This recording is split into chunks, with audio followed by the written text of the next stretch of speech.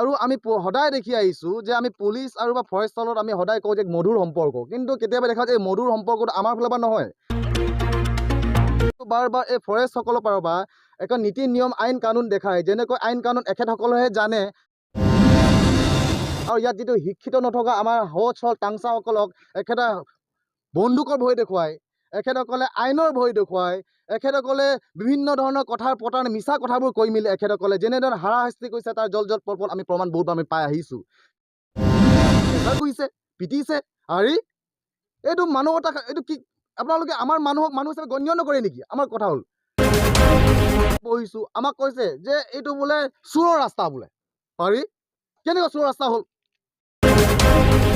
42 চনৰ World War II ব্ৰিটিছে বনাইছে, সেইকাৰণে চোৰ ৰাস্তা হ'ল নেকি? এইটো অবৈধ কয়লা। টাংচা ছাত্ৰসন্থাই কেতিয়া অবৈধ কয়লা সমৰ্থন কৰা নাই? আমি বাৰ বাৰ কৈছোঁ, অবৈধ কয়লাসমূহ কেনেকৈ চলে ইয়াত আমি ক'বলৈ দৰকাৰ নাই। তো এই অবৈধ কয়লাবোৰ যে পাৰ হৈ আমাক কৈছে অবৈধ কয়লা পৰা পাৰ হৈ গৈছে, তো অবৈধ কয়লা এৰোপ্লেন পৰা উৰে নেকি? ৰাজপথৰ পৰা যায়, হাইৱে পৰা যায়। তো গেট যদি সিমানে যদি ফৰেষ্ট যদি ইমানে সতৰ্ক হৈছে অবৈধ কয়লাৰ ওপৰত, তেনেহ'লে গেটৰ আগত ৰাজপথত হাইৱেত বনাওক।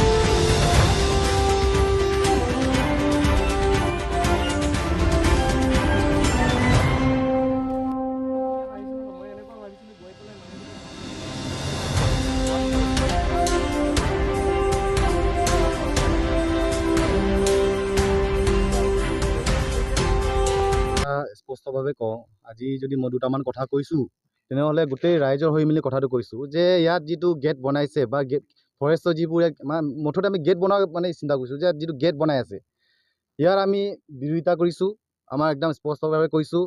আৰু ইয়াৰ সেইকাৰণে বিৰোধিতা কৰিছোঁ, আমি এখেতৰ কাম কাজক বিৰোধিতা কৰা নাই।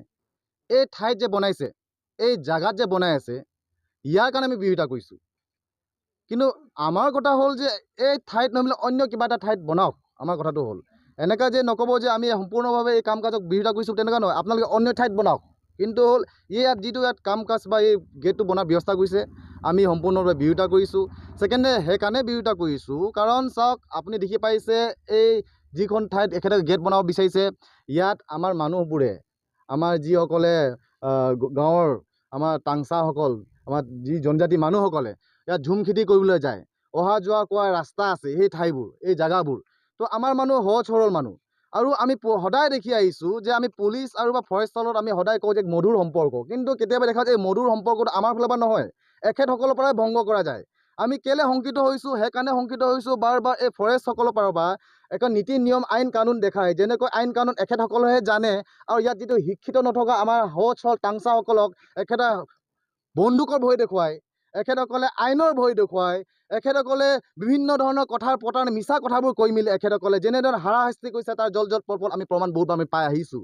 কাৰণ দুবছৰ আগতো আমি দেখি আহিছোঁ আমাৰ মানুহক, আমি যেতিয়া খেতি বা বজাৰত গৈছে এখেতসকলে এই ৰিজাৰ্ভ ফৰেষ্ট বুলি কয়, কি বুলি কয়, এখেতে RF বুলি কয়, PRF বুলি কয়। আমি সেই ধৰণৰ বিভিন্ন ধৰণৰ কথাবোৰ আমাৰ মানুহৰ সাধাৰণ ৰাইজক বিভিন্ন ধৰণৰ অত্যাচাৰ কৰিছে, পিটিছে, আৰি এইটো মানৱতা, এইটো কি আপোনালোকে আমাৰ মানুহ হিচাপে গণ্য নকৰে নেকি? আমাৰ কথা হ'ল তো এই ধৰণৰ বিভিন্ন ধৰণৰ ঘটনা আমি দেখিবলৈ পাইছোঁ।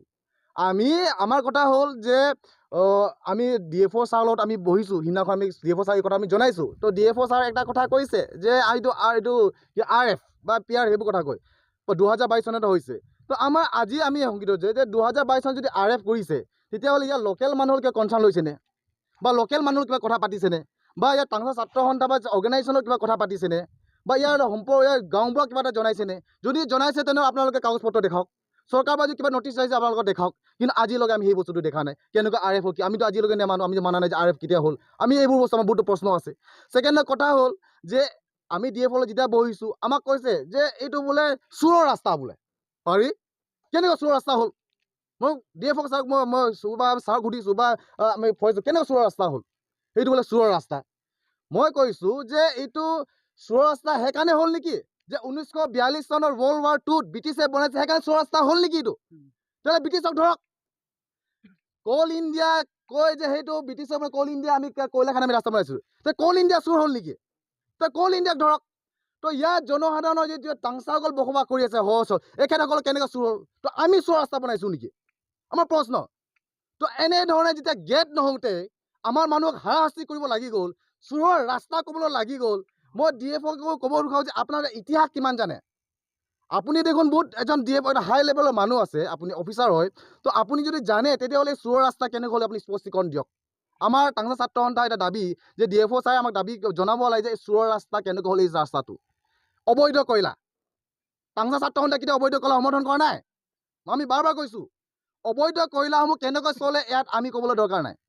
অবৈধ কয়লা ক'ৰ পৰা আহে আমি ইয়াত আমি ক'বলৈ দৰকাৰ নাই। আমি ইমান ডাঙৰ কথা আমি ক'বলৈ নাযাওঁ। আমি সাধাৰণ সহজ সৰল মানুহ। ৰাজপথৰ LP কেনেকৈ যায়? থানাৰে LP কেনেকৈ যায়? তো এই অবৈধ কয়লাবোৰ যে পাৰ হয়, আমাক যে অবৈধ কয়লা পৰা পাৰ হৈ গৈছে, তো অবৈধ কয়লা এৰোপ্লেন পৰা উৰে নেকি? ৰাজপথৰ পৰা যায়, হাইৱেৰ পৰা যায়। তো গেট যদি সিমানে যদি ফৰেষ্ট যদি ইমানে সতৰ্ক হৈছে অবৈধ কয়লাৰ ওপৰত, তেনেহ'লে গেটৰ আগত ৰাজপথত হাইৱেত বনাওক। আমাৰ কথা হ'ল হাইৱেত কেলৈ নবনায়?